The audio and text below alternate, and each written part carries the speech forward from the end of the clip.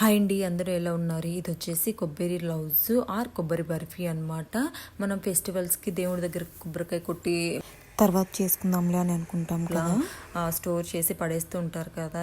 So అలా కాకుండా ఇలా ఈజీగా సింపుల్గా టేస్టీగా స్వీట్ తినాలనిపించినప్పుడు ఇలా క్విక్గా చేసుకునే రెసిపీ అనమాట.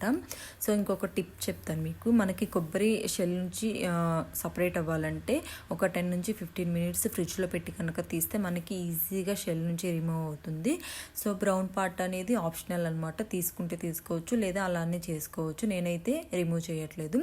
సో షెల్ నుంచి రిమూవ్ అయిన తర్వాత చిన్న చిన్న పీసెస్గా కట్ చేసుకోవాలి, వీడియోలో చూపిస్తున్నట్టుగా.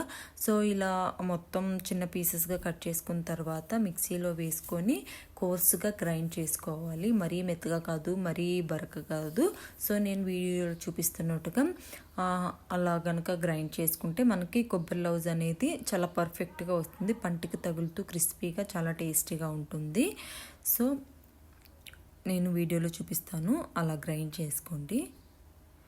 చూసారు కదా ఎలా గ్రైండ్ చేసుకున్నానో. సో ఇలా గ్రైండ్ చేసుకుంటే సరిపోతుంది. నాకు వచ్చేసి ఒక కొబ్బరికాయ అంటే 2 చిప్పలు వచ్చేసి 1.5 కప్ అయితే అయింది. మీరు తీసుకున్న క్వాంటిటీని బట్టి మీరు కొలతలు అడ్జస్ట్ చేసుకోండి. నాకైతే 1.5 కప్ అయింది. నేను కప్పుకి అరకప్పు పంచదార యాడ్ చేసుకుంటున్నాను. దీని ప్రకారం మీరు అడ్జస్ట్ చేసుకోండి.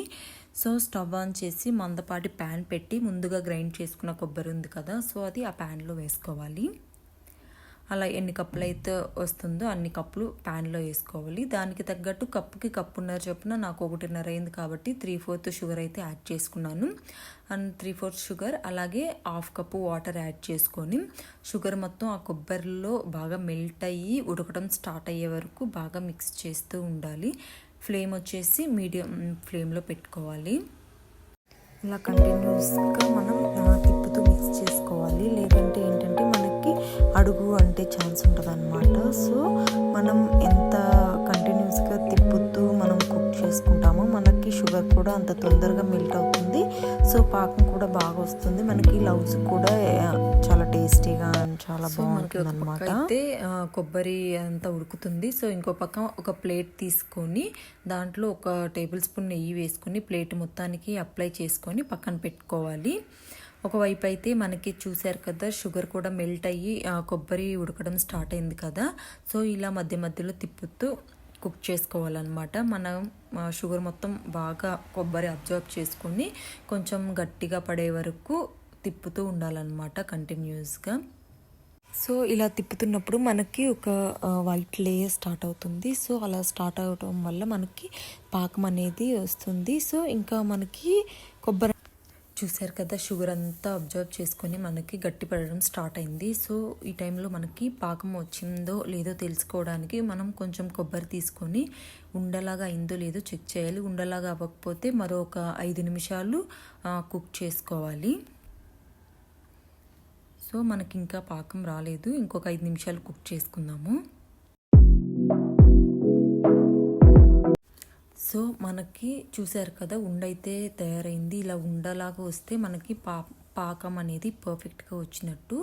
సో ఇలా ఒక 1/2 నిమిషం ఉడికించి స్టవ్ ఆఫ్ చేసి మనం ముందుగా ప్లేట్ రెడీ చేసుకున్నాం కదా, ఆ ప్లేట్లో ఈ స్టఫ్ అంతా వేసుకొని ఈవెన్గా స్ప్రెడ్ చేసుకోవాలి.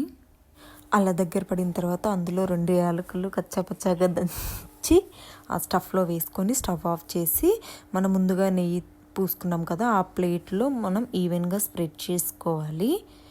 సో ఎక్కువ నెయ్యి అవసరం లేదు, ఎందుకంటే మనకి కొబ్బరిలో ఆయిల్గా ఉంటుంది కాబట్టి కొంచెం లైట్గా అలా నూనెని మొత్తాన్ని స్ప్రెడ్ చేసి ఈవెన్గా స్ప్రెడ్ చేసుకొని మనం చాకుతో ఘాట్లు పెట్టుకుంటే వేడిగా ఉన్నప్పుడు మనకి ఆరిపోయిన తర్వాత అనేవి పీసెస్ బాగా నీట్గా వస్తాయి. సో ఇలా మొత్తాన్ని ఈవెన్గా స్ప్రెడ్ చేసి మనం చాకుతో ఘాట్లు పెట్టుకుందాం. మనకి ఏ షేప్ కావాలంటే ఆ షేపు. అలా ఘాట్లు పెట్టుకోవడం వల్ల ఏంటంటే మనకి ఆరిపోయిన తర్వాత షేప్ అనేది బాగా వస్తుంది, ఎక్కడ బ్రేక్ అవ్వకుండా. సో అందుకని ముందే ఘాట్లు పెట్టుకొని 1 నుంచి 1.5 గంట బాగా కూల్ అవ్వనివ్వాలి. కూల్ అయిన తర్వాత ఏంటంటే మనకి ప్లేట్కి అంటుకోకుండా బాగా వస్తుంది.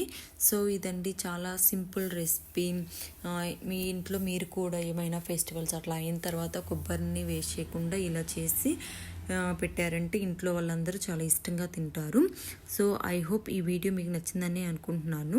ఈ వీడియో మీకు నచ్చితే ఏం చేయాలో తెలుసు కదా, please do like, share and subscribe. అలాగే పక్కనున్న బెల్ ఐకాన్ని మాత్రం క్లిక్ చేయడం మర్చిపోకండి. నా నోటిఫికేషన్స్ అన్నీ మీకు వస్తాయి. అలాగే ఈ రెసిపీ మీరు మీ ఇంట్లో ట్రై చేసి ఎలా వచ్చిందో నాకు కమెంట్లో కమెంట్ చేయండి. Thanks for watching. ఇలాంటి మరెన్నో ఇంట్రెస్టింగ్ వీడియోస్ కోసం నా ఛానల్ని సబ్స్క్రైబ్ చేసుకోవడం మాత్రం మర్చిపోకండి. Thanks for watching.